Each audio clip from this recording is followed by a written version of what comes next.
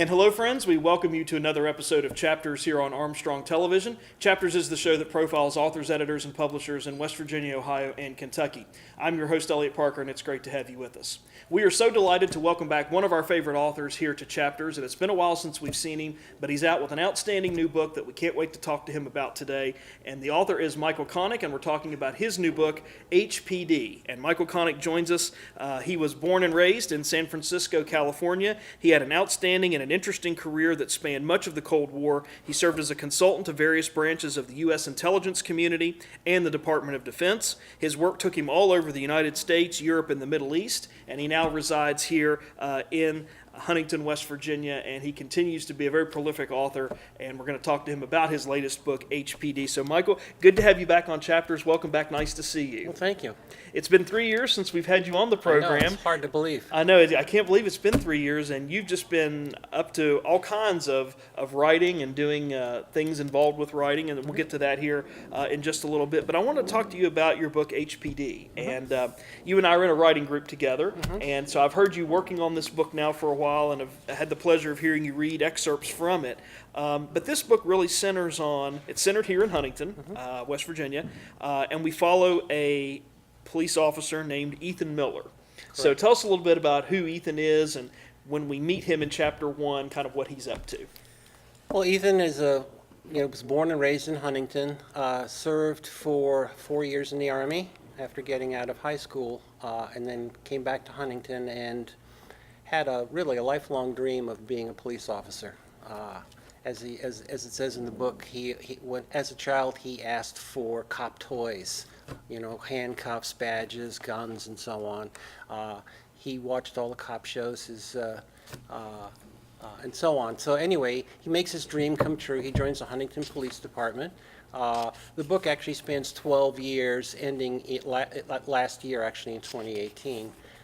And it follows his career, he decides early on he just basically wants to be a street cop, a patrol officer. He really doesn't have any ambition to become, to get promoted, to become even a sergeant, much less a lieutenant or a captain or the chief someday. And the job takes a toll on him.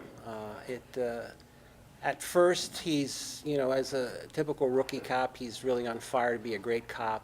He's mentored by a field training officer, who's a very interesting character, named Armin Trout.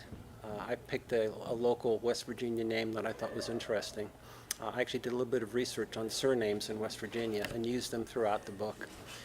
And anyway, he mentors Ethan, tells him what he really needs to do to be a good cop. Again, it follows a long career.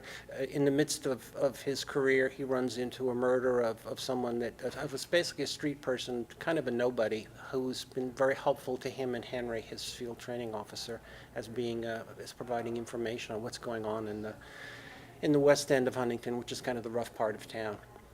He gets murdered, and so Ethan decides that he's going to track down the murderer, even though no one really believes that murderer can be caught. In fact, many people don't even believe it was a murder.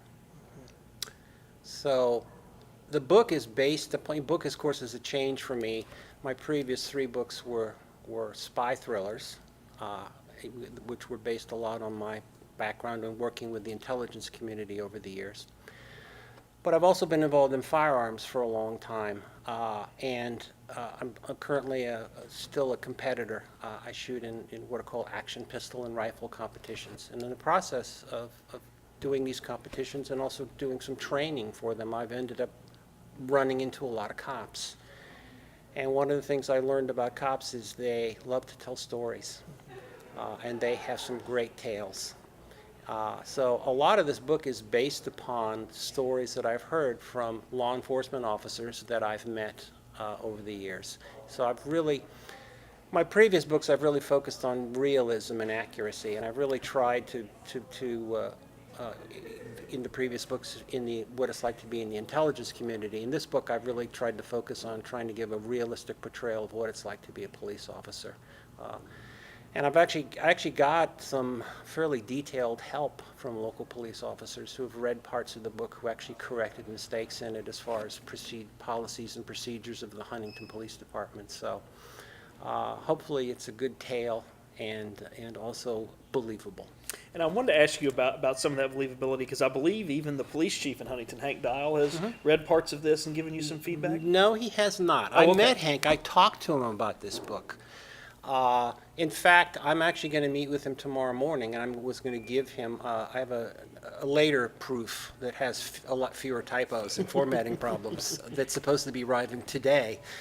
So I was actually going to give that to him and get his early response prior to the release of the book, because the book is going to be officially released on the 25th of May.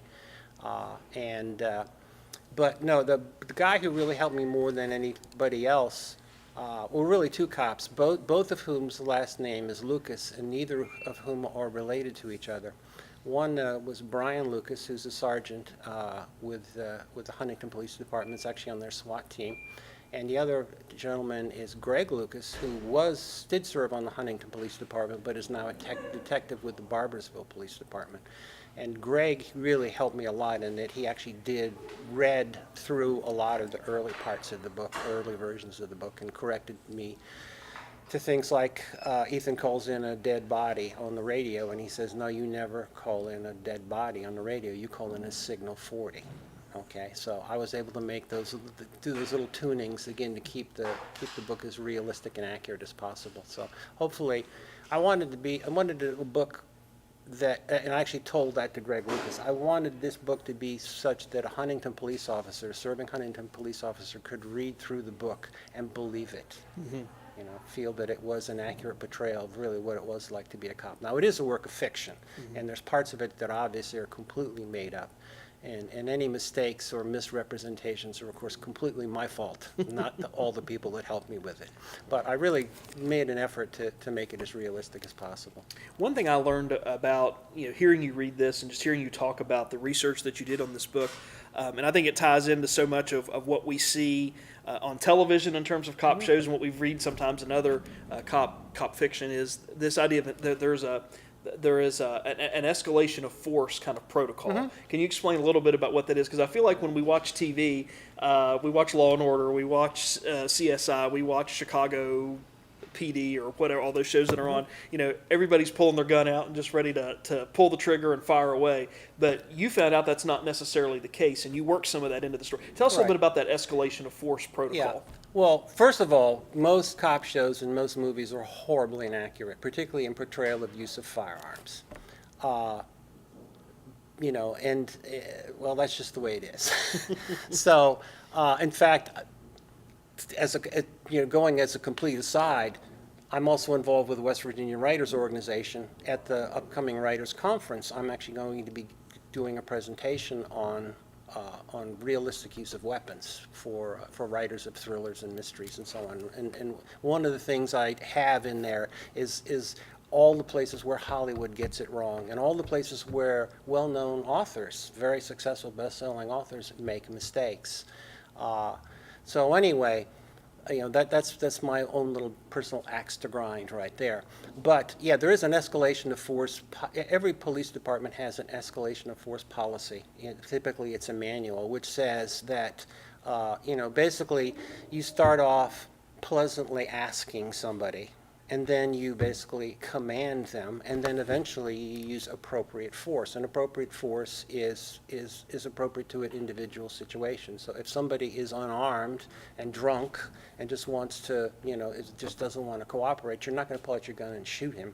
If you do, the cop will actually go to jail in that case. I mean, that's obviously completely inappropriate. So, yeah, so one of the things that Ethan learns about is this whole idea of what is the appropriate level of force to use. And in fact, through the entire book, he has to draw his gun a couple of times, but he never actually fires it in anger. He gets very close in a couple of situations.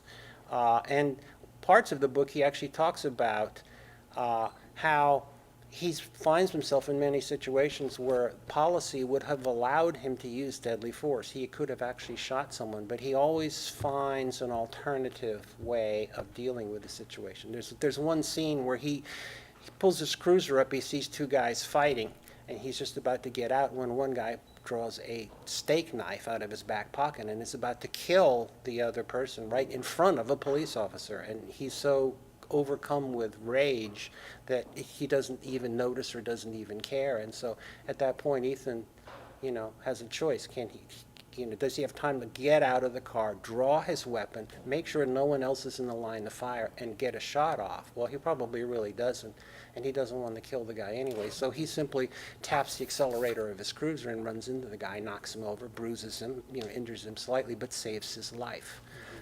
And this is one, this is the kind of thing really the good cops have to do all the time. They have to come up with imaginative ways of using appropriate force without going too far. Police officers who go too far end up getting indicted. Mm-hmm. Absolutely. And what's interesting about you telling that story from your book about him using the police cruiser to kind of bump the guy just to get him sort of off of his feet is that Ethan kind of alternates between loving this job as he gets more experience but hating it too. We kind of see that evolve as he gets older, as he meets and has more situations, as he works with his commanding field officer early on and then grows away from that. But he, despite the fact that he kind of loves and hates the job at times, he really wants to be a great cop. He really wants to ultimately be a great cop. And how does he balance that, without giving too much away, how does he balance kind of that love-hate feelings that he has or thoughts with his ultimate goal of trying to become a great cop? Well, one of the things that happens to real police officers, and it's something that that when you get to know them well, that they talk about it, is how the job really tends to isolate you. It really, pretty much the world gets divided up into cops and everybody else, and everybody else is usually, is considered. Let's say how I can say it kindly in a PG way, jerks. Okay, so there's cops and there's jerks. And Ethan kind of falls into that, sees it happening around him, and because it's very isolating, it actually ends up, contributing very much into the destruction of his marriage. So he finds, the love of his life, and he's really crazy about her, and they have this wonderful relationship in the beginning. But because of what he wants to do, how important his job is to him, and his goals start clashing with the goals of his wife, and eventually it destroys his marriage. And eventually he finds himself alone and angry and is drinking a lot and is isolated, and he basically has to, this is kind of the big curve of the novel of the despair that he fights and has to work through and eventually survive and still be true to being a good cop, not turning it. There's one cop, there's a quote kind of a bad cop, and he's pretty mild bad cop in the book, but his name is Roscoe, and he's actually based upon a real L.A.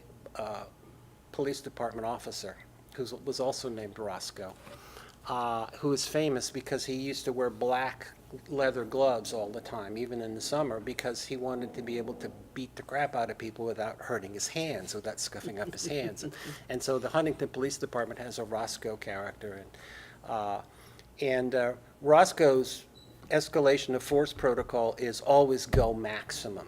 And he's the kind of cop that one of my cop friends said he's the kind of cop who just loves to pour gasoline on fires as opposed to pouring water on fires like most cops do. So he actually gets involved in his first riot that's actually caused by Roscoe, where he has a situation with a bunch of bikers where Ethan has them under control, and the bikers start making fun of Roscoe because Roscoe's very short, and Roscoe doesn't take joking about his height very well, and so the thing escalates and turns into a full-blown riot. So, and again, it's a journey. It's a 12-year journey of demon. Ethan has to really confront his demons as to really what's important to him, and is he willing to give up his marriage to be true to his goal of being a great cop. He doesn't want to just be a good cop. He wants to be a great cop. And as a result of which he ends up losing his marriage, goes through a period of great despair and depression and heavy drinking and so on, and eventually comes out the other end with a much more refreshing attitude towards life. And in fact, to one of the latter chapters, he pulls somebody over who's obviously speeding and decides to give the guy a break, and actually realizes that he's not turning into an embittered old cop after all. He's actually turning into an okay guy. That's great. And I want to ask you about structuring the book, and you touched on this a moment ago, that there's 12 chapters in the book. Each one of these is kind of a year. There's actually 13 or chapters 13 because chapters. it's 12 years. Yes, that's right. First that's chapter right. is year 0. Yes, that's right. Yeah, so you're exactly right. I forgot about that. I can't count, apparently. But in terms of setting up the book that way, how did you decide, or when did you decide to kind of structure it that way instead of more of a traditional just 1 through 13 chapters in a story? If you've read my other books, you realize that normally I write really short chapters. I mean, some of my chapters are like 4 pages, okay? Each one of these chapters is about 5,000 words. The reason it was done that way is it was done for 2 reasons. Number one is because I wanted to try a different approach to writing a novel. And number 2 is Ethan actually learns from his field training officer 13 things every cop needs to know. And so his field training officer, Henry, goes ahead and actually gives him this list and says, during my 14-week training period with you, I'm going to try and teach you all of these things. So I ended up with these 13 things. And so I decided what I was going to do is I was actually going to use those as the title of each of the chapters. And I was going to break it up into big, long chapters. And so it almost every chapter almost stands alone as a 5,000-word short story, and yet they're all connected and they move the story ahead. And so it was kind of a challenging thing to do. One of the things I've learned recently, as I've matured as a writer, is it's kind of fun to try different things. Like last month, I went to the Huntington Fiction Factory and listened to Marie Manila talk about doing short stories. And one of the things she did is she actually gave us 2 one-page short stories that were really powerful. I mean, they were fully packed, very well developed. Really, they were complete. They didn't leave you wanting. And so one of the things I decided to do is I decided I would try and write one-page short story to see if I could do it, and I find it to be a lot of fun. It's very easy. All you have to do is write a 2-page short story and then get rid of half the words. So that's the secret to the whole thing. Yes, and I recently wrote a 5,000-word short story, which is going to be which is going to actually be published in an anthology of Appalachian writers. So, it's fun to try different things. I mean, I've written 4 novels now. And at the end of every novel, I always say the same thing. I'm never going to write another novel again because it's way too much work. So now I'm trying to find different ways of writing that are less demanding and more fun. And I know you're writing some short stories, so you can probably appreciate that. Absolutely. It's a very different feel to it. It is, and I feel like I learned how to write from writing short stories, fell in love with them, got out of the practice of kind of paying attention to them because I was working on novels, but now I've fallen back into them again, and I'm just now not only writing but reading a lot of short story collections, and I'm kind of falling in love with that genre. And that what you were saying too also reminds me of what Armistead Maupin, one of my favorite writers, says. There's 3 rules to writing a novel, and nobody knows what they are. Yes. So we, as writers, we have the freedom to try new things. And you talked a little bit a moment ago about some of the other activities that you do as a writer outside of your own work, and that is attending different functions, but also being a regional representative for West Virginia writers. Can you tell us a little bit about what that role entails and a little bit more about the organization as a whole? Well, West Virginia Well, first of all, one of the things I've learned over these years is that the writing community is a wonderful thing. Writers are incredibly supportive of other writers. You are incredibly supportive of a lot of writers through this show and other things that you do. West Virginia Writers is a formal nonprofit organization, tax-exempt organization and so on, and that's really devoted to assisting writers throughout the state. And I happen to be a regional rep for the 5-county region around here. And one of the things that I do basically is I do things like I go visit all the libraries in all the counties and talk about what West Virginia Writers does and ask them if they have writing groups and if we can help them. And I support if there's any kind of writing event, like there was recently a novel symposium that, of course, you were aware of, involved in, and I arranged to get some scholarships for some people who couldn't otherwise attend. And then of course we have 2 writing conferences every year, one in the fall, one in the summer. The one in the fall is just a 1-day conference, the one in the summer is a 3-day conference, and it's a wonderful, last year was the first time I went, and I had a ball. It was so fun.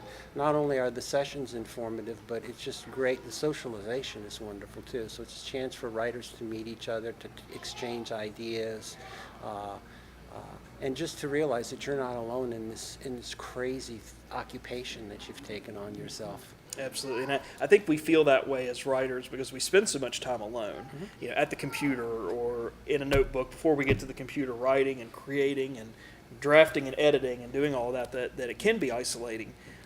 But it is those opportunities. It's organizations like West Virginia Writers. It's going to conferences. It's joining writing groups. It's all those things that you can do, I think, as a writer to branch out that is going to make the experience that much more fulfilling. And I know that you're a big proponent of that, of starting out small and joining a writing group in your community. And if there's not one in your community, starting one, because you'll be amazed at how many people are looking for that avenue just like you that maybe aren't aware of that. Right, and if you're a writer in the area, you don't even have to be a resident of West Virginia to join West Virginia Writers. In fact, the president of West Virginia Writers actually lives in Ohio, and we try not to hold that against him.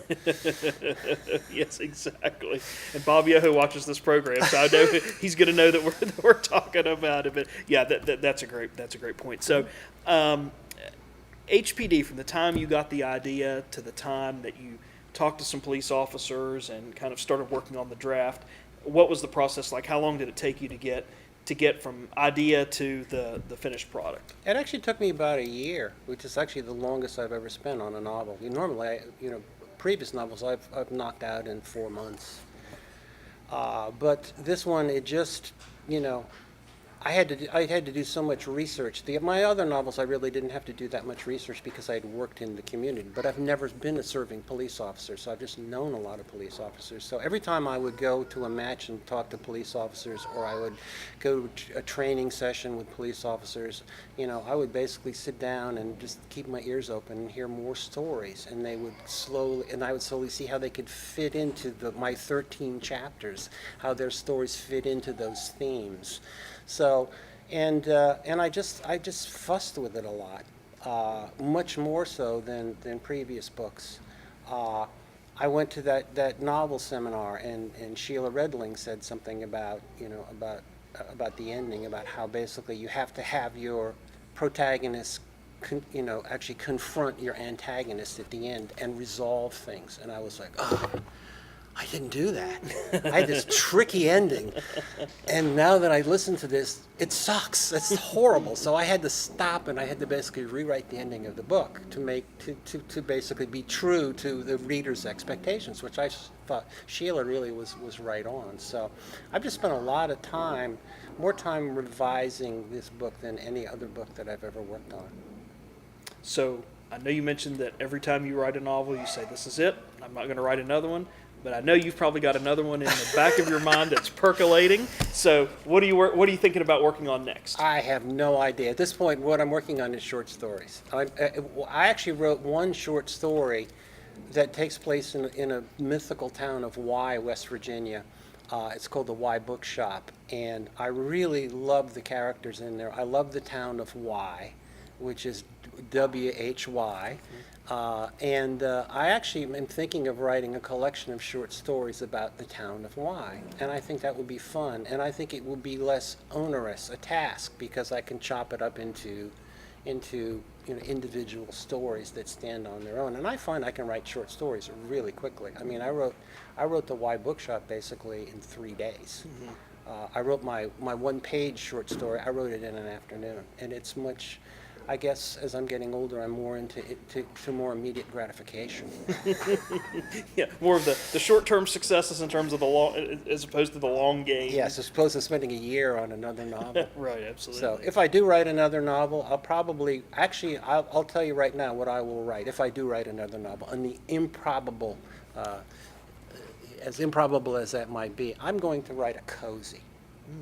Something completely different than I've ever written before, because everything I've written is realism, authenticity. This is what real life is like. This is what it's really like to be in the intelligence community. This is what it's really like to be a cop. I like to write something really soft and fun, and I think that would be. So I hope, but I hope I'm going to stick with my short stories for a while. Very good. So Michael, my last question to you in our final moments together, if someone wants to get in contact with you to talk to you about this book, HPD, or your other books, or West Virginia Writers, or how they can get involved in that, how can they get in contact with you, first of all, and where will they be able to pick up copies of HPD once it's released? Well, once HPD is released, it'll be available at Amazon. It'll be available. It should be available at the Inner Geek. It'll be available at local bookstores like Consign Books in Ironton, where I'm going to be holding the book launch. Cindy Black is my favorite bookseller, and she's another gift that I've run into as a writer, of somebody who really has been very supportive of my books, and she sells a lot of books out of that little bookstore in Ironton of my books, and so I really want to return the favor and do a book launch there. And as far as contacting me, I'm on all the social media. You can look me up on Facebook. I have a personal Facebook page. I have an author page, a personal account. I'm on Twitter. I post photographs on Instagram, and usually don't promote my books. I take pictures that I enjoy and I post them. And if you want to find, really, the easiest way to find me is to go through my website, because it will have links to all the social media accounts and so on. It also lists events where I'm going to be appearing in person, things like book signings and book launches and so on. And that is, imaginatively enough, michaelconnick.com. Very good. Okay, no dots, no dashes, just smash my first and last name together and put .com at the end. Excellent, very good. Michael Connick has been our guest here today on Chapters, back with us for the first time in over 3 years with his latest book, HPD, Hatred, Pain, Death, A Police Officer Experiences Them All. If you're looking for a really great crime book, a really great mystery/thriller story, this is it, because he spent a lot of time working on it. I've had the pleasure to talk to him about it, hear him talk about it, hear him read parts of it. It's really an outstanding book, so congratulations on it, Michael. And as you keep working on those short stories and other things, we'll have you back on to talk about it. We promise it won't be 3 years in between tapings. So thanks for coming on Chapters. Good to see you. Thank you for having me. Absolutely. We also want to take a moment to say thanks to the staff and management of the Inner Geek here at Pullman Square in downtown Huntington for providing our on-site support and assistance today. Please come down to the Inner Geek and inquire about Michael Connick's book, HPD. And we also want to remind you that many of the other authors, editors, and publishers featured on our program have their works for sale right here at the Inner Geek. So come on down to Pullman Square and get whatever reading taste you need satisfied right here at the bookstore. And we appreciate their support each and every episode here on Chapters. And if you are a fan of social media, we've got a variety of platforms available to you and for you with which you can stay in contact with the program. The first of those is through an email address, and our email address is right here at the bottom of the screen. We also have a Chapters page and a Chapters tab on the Armstrong One Wire page through YouTube. If you like to watch programming on YouTube, that address also is here at the bottom of the screen. Once you plug that into your web browser, look for the Chapters tab, and we've got all of our author, editor, and publisher interviews archived for you there as well. And if you're a viewer and a user of Facebook, we have a Chapters page on Facebook, and that address is right here at the bottom of the screen. And on that Facebook page, you can find our more recent interviews archived there as well. You can share those to your own Facebook feed or other social media feeds through Facebook, interact and comment and share and discuss the programming with viewers of the program, all through the usual Facebook tools and features. So if you like Facebook, we've made that available to you as well. So whatever social media platform you like, we've made it possible for you to stay in contact with the program. We know many of you have done that, and we appreciate all the comments and feedback and support that we get through those social media platforms. And that's going to do it for us this time on Chapters, but please come again next time. And in the meantime, stay tuned to this station for news and views that impact you and your community.